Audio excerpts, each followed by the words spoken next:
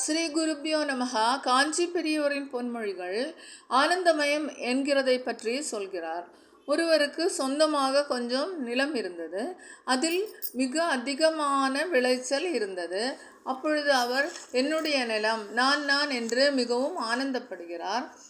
கொஞ்ச நாள் கழித்து விளைச்சல் குறைய குறைய அவர் மிகவும் வருத்தப்படுகிறார். அந்த வயலை வேறொருத்தனுக்கு விற்றும் விடுகிறார். விற்றதுக்கு பிறகு அந்த வயலில் விளைச்சல் அதிகமாகி என்னிடம் இருக்கும் பொழுது இந்த வயலில் இவ்வளோ விளைச்சல் இல்லையே என்று வயிற்றெரிச்சல் உண்டாகிறது. மாயைக்கு ஆளான நான் என்பதன் சம்பந்தத்துக்கே இத்தனை ஆனந்தம் இருக்கிறது என்றால், எதிலும் சம்பந்தப்படாமல் பூரண ஞானமாக இருக்கிற அந்த நான் எத்தனை ஆனந்தமாக இருக்கும் என்பதை உணர்வோம். ஹர ஹர சங்கர